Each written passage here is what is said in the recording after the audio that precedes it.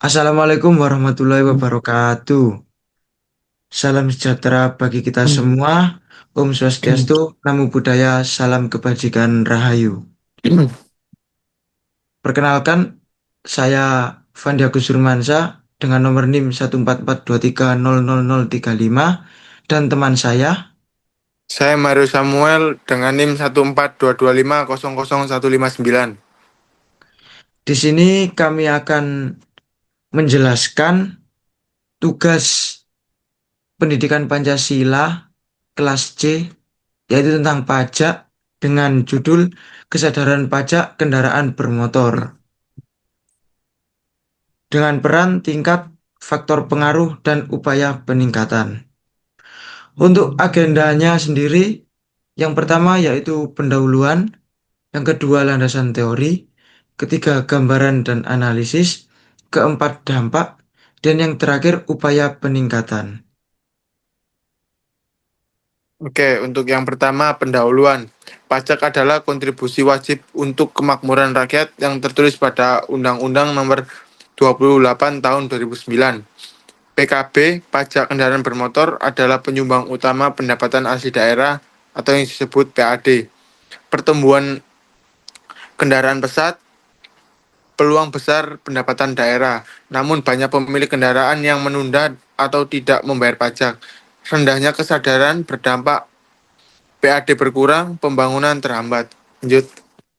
Untuk selanjutnya yaitu landasan teori, yang mana pajak kendaraan bermotor atau yang disebut PKB. Untuk pengertiannya sendiri yaitu pajak atas kepemilikan dan atau penguasaan kendaraan bermotor. Di pasal 1 angka 12 Undang-Undang Nomor 28 Tahun 2009. Untuk mekanismenya sendiri yaitu dipungut melalui samsat atau bisa disebut kerjasama dari Bapenda, Polri, dan PT Jasara Harja tahunan plus STNK 5 tahun. Untuk dasar hukumnya sendiri yaitu di Undang-Undang Nomor 28 Tahun 2009 tentang pajak daerah dan retribusi daerah, Perda Provinsi dan Pergub. Untuk fungsi utamanya dari fungsi anggarannya yaitu sumber PAD. Untuk fungsi mengatur yaitu mengendalikan jumlah kendaraan melalui tarif. Oke, selanjutnya landasan teori, kesadaran wajib pajak dan peran PKB dalam PAD. Indikator kesadaran pajak tinggi dibagi menjadi 4. Yang pertama, memahami bahwa bayar pajak adalah kewajiban hukum dan moral. Yang kedua, mengetahui ketentuan, batas waktu, dan tata cara pembayaran. Yang ketiga, memiliki kemampuan sendiri membayar tepat waktu tanpa paksaan. Yang keempat, memahami manfaat uang pajak untuk kepentingan umum. Peran PKB dalam PAD. PKB adalah salah satu sumber PAD terbesar provinsi.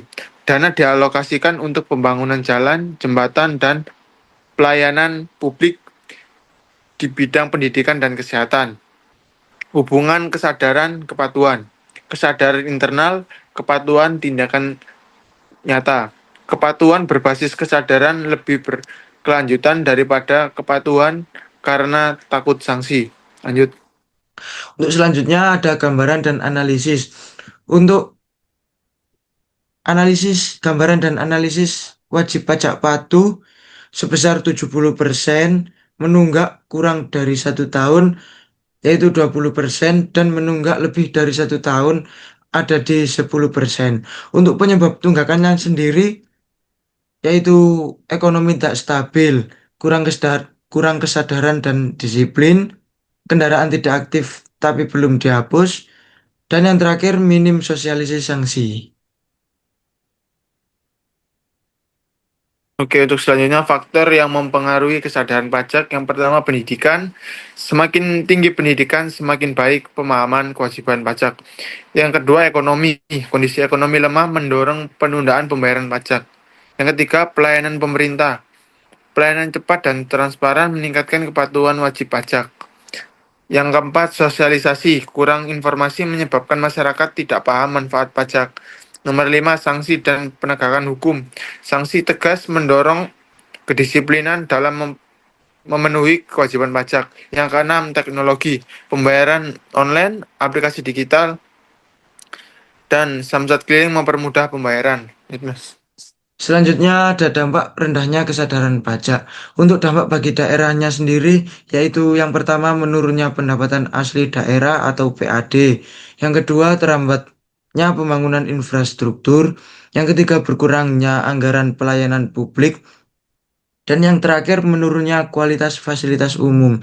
Untuk dampak bagi masyarakatnya sendiri, yang pertama dikenakan denda keterlambatan pajak. Yang kedua kesulitan pengurusan administrasi kendaraan. Ketiga risiko terkena razia kendaraan. Dan yang keempat berkurangnya kenyamanan akibat pembangunan terhambat. Oke, selanjutnya untuk nomor 5, upaya peningkatan kesadaran. Di sini terbagi menjadi 6. Yang pertama, sosialisasi masif, edukasi melalui media sosial, seminar, dan sekolah. Yang kedua, pelayanan mudah, sistem pembayaran yang cepat, transparan, dan terintegrasi. Nomor 3, program pemutihan, penghapusan denda berkala sebagai insentif kepatuhan. Nomor 4, penghargaan, apresiasi kepada wajib pajak yang membayar tepat waktu. Nomor 5, penegakan hukum, sanksi tegas namun adil terhadap penunggak pajak. Nomor 6, inovasi digital, samsat online, aplikasi drive-thru, dan pengingat SMS. Untuk inovasi pelayanan berbasis teknologi. Dari inovasi yang diterapkan, yang pertama pembayaran pajak secara online, yang kedua aplikasi Samsat digital, yang ketiga Samsat keliling ke berbagai wilayah, keempat layanan drive-thru, dan yang terakhir pengingat jauh tempo via SMS atau aplikasi. Untuk manfaat inovasinya sendiri, yang pertama menghemat waktu masyarakat, mengurangi antrian pelayanan, mempermudah akses pembayaran, dan meningkatkan kepatuhan wajib pajak.